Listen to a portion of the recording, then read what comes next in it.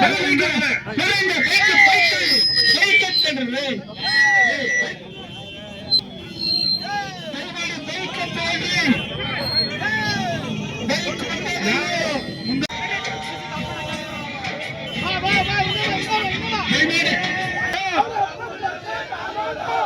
ವಿರೋಧಿ ರಾಜ್ಯ ಸರ್ಕಾರಕ್ಕೆ, ರೈತ ವಿರೋಧಿ ಮುಖ್ಯಮಂತ್ರಿಗೆ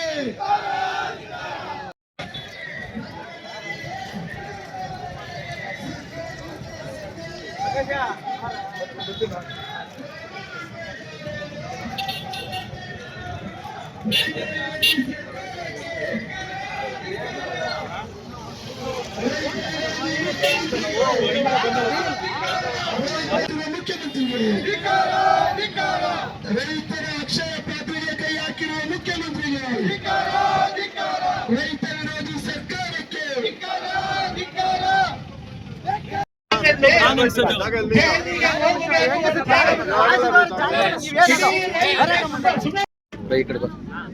ಈ ಒಂದು ಕಾರ್ಯಕ್ರಮದ ಕೇಂದ್ರ ಬಿಂದುವಾದ ಸಂಘದ ಅಧ್ಯಕ್ಷರು, ಹಸಿರು ಸೇನೆಯ ರಾಜ್ಯಾಧ್ಯಕ್ಷರು, ಹಿರಿಯ ಮುಖಂಡರಾದ ಕೋಡಿಹಳ್ಳಿ ಚಂದ್ರಶೇಖರ್ ಹಾಗೂ ನಮ್ಮ ನೆಚ್ಚಿನ ಅತ್ಯಂತ ಆತ್ಮೀಯರು, ಪ್ರಗತಿಪರರಾದಂತಹ ಆನಂದ ಗುರೂಜಿ ಅವರೇ, ಇನ್ನು ಅನೇಕ ಹಿರಿಯ ಮುಖಂಡರೇ, ನಾನು ಡಾಕ್ಟರ್ ಎನ್ ಮೂರ್ತಿ ಅಂತ ದಲಿತ ಸಂಘರ್ಷ ಸಮಿತಿಯ ರಾಜ್ಯಾಧ್ಯಕ್ಷ, ರಿಪಬ್ಲಿಕನ್ ಪಾರ್ಟಿ ಆಫ್ ಇಂಡಿಯಾದ ರಾಷ್ಟ್ರೀಯ ಅಧ್ಯಕ್ಷ. ಇವತ್ತೇನು ಜಂಗಮನಕೋಟೆಯಲ್ಲಿ ಸಹಸ್ರಾರು ಎಕರೆ ರೈತರ ಫಲವತ್ತಾದ ಭೂಮಿಯನ್ನ ಅಲ್ಲಿ ನಾವು ನೋಡಿದ್ದೇವೆ. ಬೆಂಡೆಕಾಯಿ, ಕೋಸು, ಈರುಳ್ಳಿ, ಆಲೂಗೆಡ್ಡೆ, ಅನೇಕ ತರಕಾರಿಗಳನ್ನ, ಬೆಳೆಗಳನ್ನ, ಅತ್ಯಂತ ಉತ್ಕೃಷ್ಟವಾದ ತರಕಾರಿಯನ್ನು ಬೆಳೆಯುವಂತಹ ಭೂಮಿ.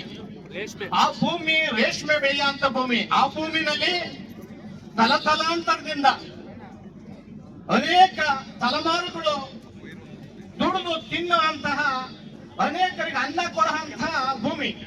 ಅಂತ ಒಂದು ಭೂಮಿಯನ್ನ ಇವತ್ತು ಕಿತ್ತು ಬೇರೆ ಕಾರ್ಖಾನೆಗಳಿಗೆ, ವಿದೇಶಿಗರಿಗೆ, ವಲಸಿಗರಿಗೆ, ಅನಿವಾಸಿ ಭಾರತೀಯರಿಗೆ ಕೊಡೋದ್ರ ಮೂಲಕ ಇಡೀ ಚಿಕ್ಕಬಳ್ಳಾಪುರ, ಶಿಡ್ಲಘಟ್ಟ ಜಿಲ್ಲೆಯನ್ನ ಕಲುಷಿತ ವಾತಾವರಣವನ್ನ ಮತ್ತು ವಾಯು ಮಾಲಿನ್ಯವನ್ನ ಮತ್ತು ಕುಡಿಯೋ ನೀರನ್ನ ವಿಷಕಾರಿಯಾಗಿ ಮಾಡುವಂತ, ರಿಯಲ್ ಎಸ್ಟೇಟ್ ದಂಧೆ ಮಾಡುವಂತ ಸರ್ಕಾರ ಇದೆಯಲ್ಲ, ಇದು ಸರ್ಕಾರ ವಿದೇಶಿಗರಿಗೆ, ಅನಿವಾಸಿ ಭಾರತೀಯರಿಗೆ ದಳ್ಳಾಳಿ ಕೆಲಸವನ್ನ ಮಾಡ್ತಾ ಇದ್ದಾರೆ. ಸರ್ಕಾರದಲ್ಲಿರ್ತಕ್ಕಂಥ ಅನೇಕ ಮಂತ್ರಿ, ಶಾಸಕರು ಸಹಸ್ರಾರು ಎಕರೆ ರೈತರ ಭೂಮಿಯನ್ನ ಕಿತ್ಕೊಂಡು ಅಂತಹ ದರೋಡೆಕೋರ ಕೆಲಸಗಳನ್ನ ಮಾಡ್ತಾ ಇದ್ದಾರೆ. ಈ ದಳ್ಳಾಳಿಯ ಒಂದು ಶಾಖೆಗಳಿದ್ದಾವೆ, ಬಿಡಿಎ, ಕೆಎಚ್ಪಿ, ಕೆಡಿಬಿ, ಇವೆಲ್ಲರೂ ಕೂಡ ಲೆಕ್ಕನ ಇಟ್ಟು ರೈತರ ಭೂಮಿಯನ್ನ ವಕ್ಕೇರಿಸುವಂತ ಕೆಲಸವನ್ನ ಮಾಡ್ತಾ ಇದ್ದಾರೆ. ಆದ್ದರಿಂದ ರೈತರ ಬಗ್ಗೆ ತಿಳ್ಕೋಬೇಕಾಗಿದೆ.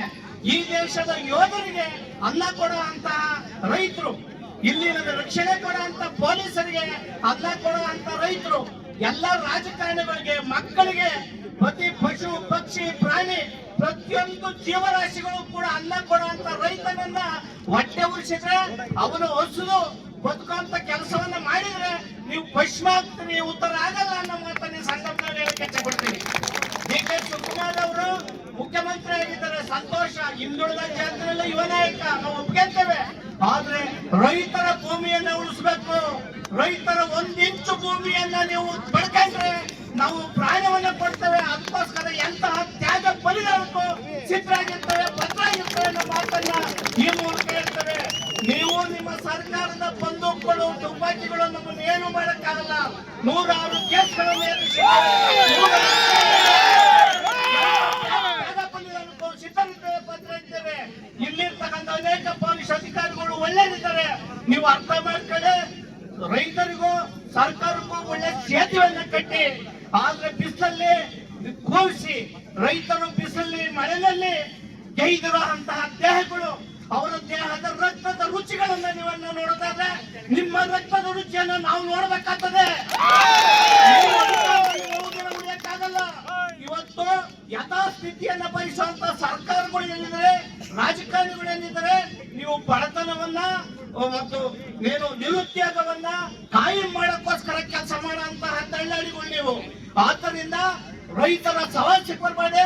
ರೈತರು ಏನೇನು ಟ್ರಾಕ್ಟರ್ ಟಿಲ್ಲರು ಬೆಳೆ ಸಾಲಗಳನ್ನ ಪಡೆದಿದ್ದಾರೆ, ಎಲ್ಲಾ ಸಾಲಗಳನ್ನ ನೀವು ಮನ್ನಾ ಮಾಡೋ ಮೂಲಕ ನೀವು ನಿಮ್ಮ ಅಧಿಕಾರವನ್ನ ರೈತರ ಪರವಾಗಿದೆ ಅಂತ ತೋರಿಸ್ಕೊಬೇಕಾಗಿದೆ. ರೈತರನ್ನ ಇವತ್ತು ಆತ್ಮಹತ್ಯೆ ಮಾಡ್ಕೊಂತ ಇದ್ದಾರೆ ರೈತರು. ಈ ಆತ್ಮಹತ್ಯೆ ಮಾಡ್ಕೊಂಡ್ರು ಕೂಡ ಬೆಳಕಿಗೆ ಬರ್ತಾ ಇಲ್ಲ. ರೈತರು ಆತ್ಮಹತ್ಯೆ ಮಾಡ್ಕೊಳ್ಳಂತ ಸಂದರ್ಭಗಳು ಬಂದ್ರೆ ಮುಂದಿನ ದಿನಗಳಲ್ಲಿ ಸೊರಗಲ್ಲ.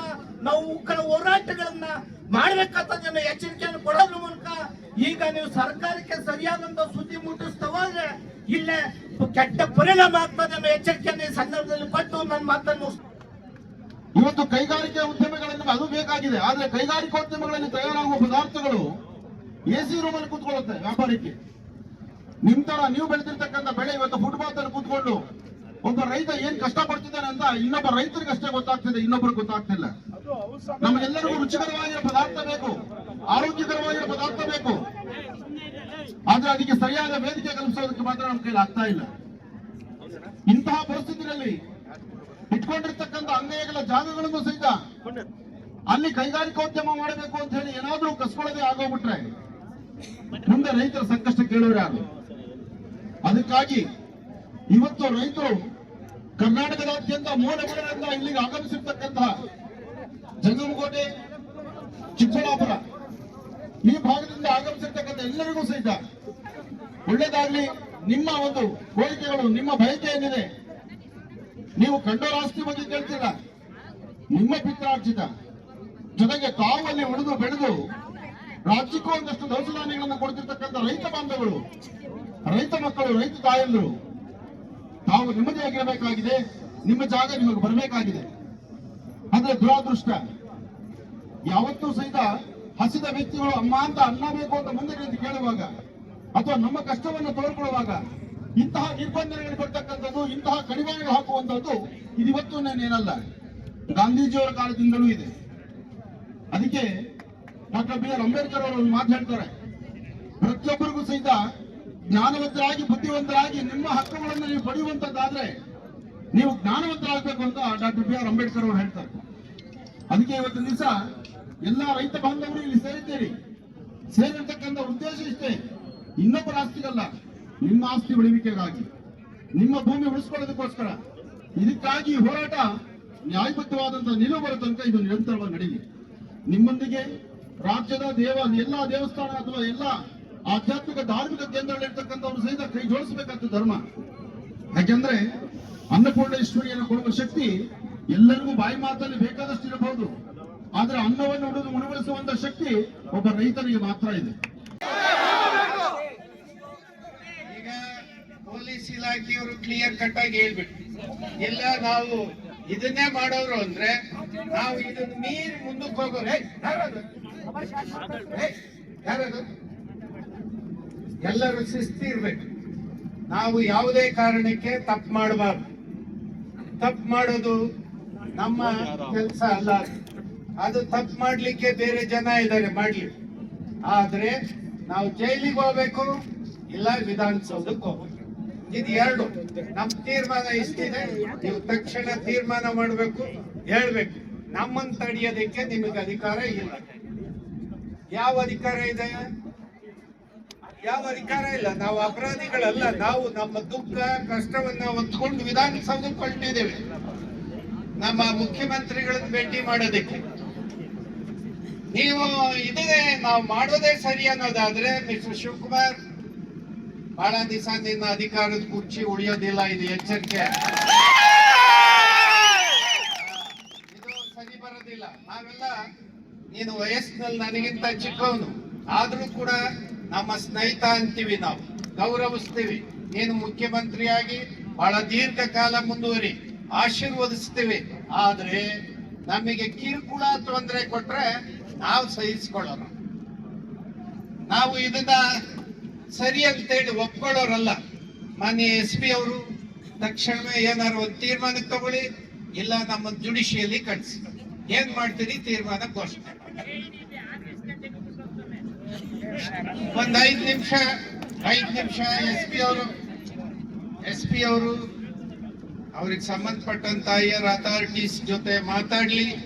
ತೀರ್ಮಾನ ತಗೊಳ್ಳಿ ಅಥವಾ ಡಿಸ್ಟ್ರಿಕ್ಟ್ ಅಡ್ಮಿನಿಸ್ಟ್ರೇಷನ್ ಏನ್ ತೀರ್ಮಾನ ತಗೊಂತೀರ ತಗೊಳ್ಳಿ. ಇಷ್ಟು ಕಾಲ ನಮಗೆ ಸಹಕರಿಸಿದೀವಿ, ಈಗಲೂ ಕೂಡ ನೀವು ಸಹಕರಿಸಬೇಕು. ನಮ್ಮನ್ನ ಚಿಕ್ಕಬಳ್ಳಾಪುರದಲ್ಲಿ ನಾವು ಹೋಗ್ಬೇಕು, ಅಲ್ಲಿ ಜನರಿಗೆಲ್ಲ ಹೇಳ್ಕೊಂಡು ನೋಡಿ ಈ ಕಾಯ್ದೆ ಕಾನೂನು ಪ್ರಜಾಪ್ರಭುತ್ವವನ್ನ ನಾಶ ಮಾಡ್ತಾ ಇದೆ, ರೈತರ ಹಕ್ಕನ್ನ ಕಿತ್ಕೊಂತಾ ಇದೆ ಅಂತ ಹೇಳಿ ವಿಧಾನಸೌಧವರೆಗೆ ಹೋಗ್ಲಿಕ್ಕೆ ನಮಗೆ ಅವಕಾಶ ಕೊಡ್ಬೇಕು. ಕೊಡದೇ ಇದ್ರೆ ಆ ಅಧಿಕಾರವನ್ನ ನಾವೇ ಚಲಾಯಿಸ್ತೀವಿ. ಹೋಗುವಂತದ್ದನ್ನ ನೀವು ಮುಂದಕ್ಕೆ ಏನ್ ಕ್ರಮ ಇದೆಯೋ ನೀವು ಮಾಡಿ. 5 ನಿಮಿಷ ನಾವು ಕಾಯ್ತೀವಿ. ಪ್ರಕರಣ ಭೂಸ್ವಾಧೀನ ಪ್ರಕ್ರಿಯೆ, ಈ ಎಲ್ಲ ಪ್ರಕ್ರಿಯೆಗಳು ಕೂಡ ವಾಣಿಜ್ಯ ಕೈಗಾರಿಕಾ ಇಲಾಖೆಯಿಂದ ನೇರವಾಗಿ ಕೇಂದ್ರ ಕಚೇರಿಯಿಂದ ಆಗ್ತಕ್ಕಂಥ ಕೆಲಸ. ಹಾಗಾಗಿ ನಿಮ್ಮ ಭಾವನೆಗಳನ್ನ, ನಮ್ಮ ಭಾವನೆ ಏನಿದೆ ಅದನ್ನು ನೀವು ಇಲಾಖೆ ಗಮನಕ್ಕೆ ತರಬೇಕು. ಒಂದು ಅತಿ ಶೀಘ್ರದಲ್ಲಿ ಒಂದು ಸಭೆಯನ್ನ, ಒಂದು ನಿರ್ಣಾಯಕವಾದಂತಹ ಒಂದು ಸಭೆಯನ್ನು ಏರ್ಪಡಿಸಲಿಕ್ಕೆ ತಾವು ನೈಜವಾದ ಪ್ರಯತ್ನ ಮಾಡಿ ಮಾತಾಡಿ ಅದರ ಬಗ್ಗೆ ಒಂದು ಮಾಹಿತಿಯನ್ನ ಕೊಡಬೇಕು ಅನ್ನೋ ಅಪೇಕ್ಷೆಯನ್ನ ವ್ಯಕ್ತಪಡಿಸಿದ್ದಾರೆ. ನಾನು ಈಗ ತಾನೇ ಹಿರಿಯ ಅಧಿಕಾರಿಗಳಿಗೂ ಕೂಡ ಮಾತಾಡಿದ್ದೇನೆ. ತತ್ಕ್ಷಣ ಆದಷ್ಟು ಶೀಘ್ರವಾಗಿ ಇಲಾಖಾ ಹಂತದಲ್ಲಿ ಒಂದು ಉನ್ನತ ಸಭೆಯನ್ನ ಮಾಡಲಿಕ್ಕೆ ಎಲ್ಲ ಕ್ರಮಗಳನ್ನು ತೆಗೆದುಕೊಳ್ತೀವಿ.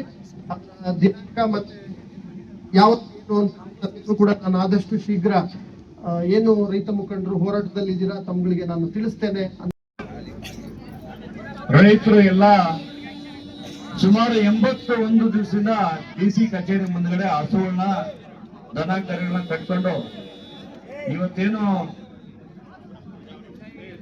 ಡಿಸಿ ಆಫೀಸಿಂದ ವಿಧಾನಸಭಾ ಜನ ಅಂತ ಏನು ಬೈಕ್ ಇಟ್ಕೊಂಡಿದ್ರು, ಸಾವಿರಾರು ರೈತರು ಇವತ್ತು ಬಿಸಿಲಲ್ಲಿ ಕಾಗಡೆ ಸುಡ್ತಾ ಇದೆ, ಮೇಲೆ ಸುಡ್ತಾ ಇದೆ. ಆದ್ರೆ ಪೊಲೀಸರು ನಿಂತ್ಕೊಂಡು ನಮ್ಮನ್ನ ಅಡ್ಡಾಕಿ ಇವತ್ತು ನಿಲ್ಸಿದ್ದಾರೆ. ಆದ್ರೆ ಒಂದು ಮಾತಾಡಕ್ಕೆ ಇಷ್ಟಪಡ್ತೀನಿ, ಬೆಂಗಳೂರು ಏರ್ಪೋರ್ಟ್ ಸುತ್ತಮುತ್ತ ಸಾವಿರಾರು ಎಕರೆನ ಸಾಕಷ್ಟು ವಿಷಯ ಹೇಳ್ತಾರೆ, ನಾನು ಅದನ್ನೇ ರಿಪೀಟ್ ಮಾಡಲ್ಲ. ಬೆಂಗಳೂರು ಏರ್ಪೋರ್ಟ್ ಸುತ್ತಮುತ್ತ ಸಾವಿರಾರು ಎಕರೆನ ಕೈಗಾರಿಕೆಗಳು ತಗೊಂಡು ಕಾಂಪೌಂಡ್ ಹಾಕೊಂಡು ಇಟ್ಕೊಂಡಿದ್ದಾರೆ. ಯಾರು ಇಟ್ಕೊಂಡಿದ್ದಾರೆ? ಈಗಾಗಲೇ ಸರ್ಕಾರದಲ್ಲಿ ಯಾವ ಟ್ರಸ್ಟಿಗೆ 5 ಎಕರೆ ಕಾಂಪೌಂಡ್ ಹಾಕಿದ್ರು, ಯಾವ ದಲ್ಲಾಳಿ 10 ಎಕರೆ ಕಾಂಪೌಂಡ್ ಹಾಕೊಂಡಿದ್ದಾನೆ, 10 ಎಕರೆ ಕಾಂಪೌಂಡ್ ಹಾಕಿರ್ತಕ್ಕಂಥದ್ದು ಇನ್ನೂ ಹೊಂದಿದೆ, ಕೈಗಾರಿಕೆಗಳು ಬಂದಿಲ್ಲ. ಯಾಕೆ ನಿಮ್ ನಾಚೆ ಆಗಲ್ವಾ? ಯಾಕೆ ನೀವು ಅದನ್ನ ಕೇಳಲ್ಲ? ಯಾಕೆ ಕೈಗಾರಿಕೆ ಬಂದಿಲ್ಲ ಅಂತ ನೋಡ್ತಾ ಇಲ್ಲ? ಸರ್ಕಾರದಲ್ಲಿ ಇರ್ತಕ್ಕಂಥ ಮಂತ್ರಿಗಳಿಗೆ, ಮುಖ್ಯಮಂತ್ರಿಗಳಿಗೆ ಸ್ವಲ್ಪ ಏನಾದ್ರೂ ರೈತರ ಬಗ್ಗೆ ಕಾಳಜಿ ಇದ್ರೆ ಅನ್ನದಾತರನ್ನ, ರೈತರನ್ನ, ಇರ್ತಕ್ಕಂಥ ಭೂಮಿನ, ಫಲವತ್ತಾದ ಭೂಮಿನ ಬಿಟ್ಟು ಇಲ್ಲಿ ಕೈಗಾರಿಕೆಗಳು ತಗೊಬಂದು ಒಂದಷ್ಟು ನಮ್ಮ ರೈತರು ಇನ್ನೊಂದಷ್ಟು ಜನ ನನ್ನ ಬಗ್ಗೆ ಕೆಟ್ಟದಾಗಿ ಮಾತಾಡ್ತಾ ಇದ್ರು. ಏನು, ರಾಮಚಂದ್ರಗೌಡರಿಗೆ ಕೈಗಾರಿಕೆ ಬರೋದಕ್ಕೆ ವಿರೋಧ ಇದೆ ಅಂತ. ತಮ್ಗೆಲ್ಲ ಹೇಳ್ತೀನಿ, ಇವತ್ತು ಎಲ್ಲರ ಮುಂದೆ, ಸಾವಿರಾರು ಜನ ಮುಂದೆ ಹೇಳ್ತೀನಿ, ನಿಮ್ಗೆಲ್ಲ ಏನಾದ್ರು ಬದ್ಧತೆ ಇದ್ರೆ ಇಲ್ಲೆಲ್ಲ ಕೈಗಾರಿಕೆ ಬಂದಿಲ್ಲ ಇಲ್ಲ, ಅವ್ರನ್ನ ಗಲ್ಲಾಪಟ್ಟೆ ಇಟ್ಕೊಂಡ್ರಿ. ಕೈಗಾರಿಕೆ ತಂದ್ರೆ ಕೇಳಿ, 10 ಎಕರೆ ಇವತ್ತು ಅದ್ರ ಬೆಲೆ ಇವತ್ತು 100 ಕೋಟಿ. ಬರೀ 20 ಲಕ್ಷ 30 ಲಕ್ಷ ಕೊಟ್ಟಿರ್ತಕ್ಕಂಥ ರೈತರು ಇವತ್ತು ಆ ದುಡ್ಡನ್ನ ಖರ್ಚು ಮಾಡ್ಕೊಂಡು ಅವ್ರ ಮಕ್ಕಳೆಲ್ಲ ಒಂದು ದೇವನಲ್ಲಿ ಇರ್ತಕ್ಕಂಥ ಏರ್ಪೋರ್ಟ್ ಅಲ್ಲಿ ಕೂಲಿ ಕೆಲಸ ಮಾಡ್ತಾ ಇದ್ದಾರೆ. 100 ಕೋಟಿ ಬೆಲೆ ಬರ್ತಕ್ಕಂಥ ರೈತರ ಮಕ್ಕಳು ಇವತ್ತು ಕೂಲಿ ಮಾಡ್ತಾ ಇದ್ದಾರೆ. ತಮ್ಮನಿಗೆ ಬರೋ ಗತಿನೇ ಅದೇನೆ, ತಮ್ಮ ಮಕ್ಕಳು ಬರೋ ಗತಿನೇ ಅದೇನೆ. ಸುಮ್ಮನೆ ಸಮಾಧಾನವಾಗಿದ್ದೀರಾ? ತಮ್ಮ ಮಕ್ಕಳಿಗೆ 100 ಕೋಟಿ ಬೆಲೆ ಬರ್ತಕ್ಕಂಥ ಜಮೀನು ನಾಳೆ ಬೆಳಗ್ಗೆ ನಿಮ್ಮ ಮಕ್ಕಳೆಲ್ಲ ಕೂಲಿ ಕಾರ್ಮಿಕರಾಗ್ತಾರೆ. ಇವತ್ತು ಮುಂದಕ್ಕೆ ಹಾಕಿದ್ದೀರಾ, 81 ದಿವಸ ಆಗಿದೆ. ಈ ಜಮೀನ್ ಬಿಡುವವರೆಗೂ ಇಡೀ ಜಿಲ್ಲೆ ಬಿಜೆಪಿ ವತಿಯಿಂದ ಕೂಡ ನಿಮ್ಮಲ್ಲಿ ನಾವು ಇರ್ತೇವೆ. ಜಮೀನ್ ಬಿಡ್ತಕ್ಕಂಥದ್ದು ಯಾವುದೇ ಸಂದರ್ಭ ಬಂದರೂ ಬಿಡಬಾರ್ದು. ನಾವು ಗಟ್ಟಿಯಾಗಿ ಇಲ್ಲಿಂದ ಪೊಲೀಸರು ದಯಮಾಡಿ ಇವ್ರಿಗೆ ಯಾವುದಕ್ಕೆ ಒಂದು ದಯಮಾಡಿ ಇದಕ್ಕೆ ಒಂದು ಸೊಲ್ಯೂಷನ್ ಬರೋವರೆಗೂ ಯಾರನ್ನು ತಡಿಬೇಡಿ. ಸರ್ಕಾರದಿಂದ ಏನಾದರೂ ಅನುಮತಿ ಇದ್ರೆ, ನಿಮ್ಗೆ ಆರ್ಡರ್ ಇದ್ರೆ ತಾವು ಇವತ್ತು ತೋರಿಸಿ. ಇಲ್ಲ ಅಂತ ಹೇಳಿದ್ರೆ ರೈತರನ್ನ ಹೊಟ್ಟೆ ಉಳಿಸಿದ್ರೆ ಸರ್ಕಾರದ ಕೂತರು ಕೂಡ ಮತ್ತೆ ಕೆಳಗಡೆ ಇಳಿಬೇಕಾಗುತ್ತೆ. ಹಿಂಗಾಗಿ ರೈತರನ್ನ ಹೊಟ್ಟೆ ಉಳಿಸಬೇಡ ಅಂತ ಹೇಳ್ಬಿಟ್ಟು ಈ ಒಂದು ಆಗ್ರಹ ಮಾಡ್ತೀವಿ. ನಮಸ್ಕಾರ. ನಾನು ಇಷ್ಟ ಕೇಳ್ತಾ ಇರೋದು, ಇವತ್ತು ಬಂಡೆಯಾಗಿ ಇವತ್ತು ಮೂರ್ತಿಯಾಗಿ ಪರಿವರ್ತನೆ ಮಾಡಿ, ಅದು ಹೆಂಗೆ ಅಂತಂದ್ರೆ ರೈತರ ಕಷ್ಟಗಳನ್ನ ಪರಿಹಾರ ಮಾಡುವ ನಿಟ್ಟಿನಲ್ಲಿ ಇವತ್ತೇನು ಫಲವತ್ತಾದ ಭೂಮಿಯನ್ನ ವಶಪಡಿಸುವಂತಕ್ಕೆ ಮುಂದೆ ಬಂದಿದ್ರಲ್ಲ, ಇದನ್ನ ಈಗಲೇ ಅದನ್ನ ಕೈ ಬಿಟ್ಟು ಭೂಮಿ ನಮಗೆ ಚೆನ್ನಾಗಿ ನಮ್ಗೆ ಉಳುಮೆ ಮಾಡಕ್ಕೆ ಅವಕಾಶ ಮಾಡ್ಕೊಡ್ಲಿ ಅಂತ ಹೇಳಿ ಸರ್ಕಾರ ಕೇಳಿಕ್ ನಾವು ಬಯಸ್ತಾ ಇದೀವಿ. ಜೊತೆಗೆ ನಾವಿಲ್ಲಿ ಹೋರಾಟ ಮಾಡ್ಲಿಕ್ಕೆ ಬಂದಿವಿ. ಅವರ ಕರ್ತವ್ಯ ಪೊಲೀಸ್ ಇಲಾಖೆಯವರು ಅವರ ಕರ್ತವ್ಯ ಮಾಡ್ತಾ ಇದ್ದಾರೆ. ಯಾಕಂದ್ರೆ ಅವ್ರ ಮೇಲೆ ನಮ್ಗೇನು ಸಿಟ್ಟಿಲ್ಲ. ಇವತ್ತು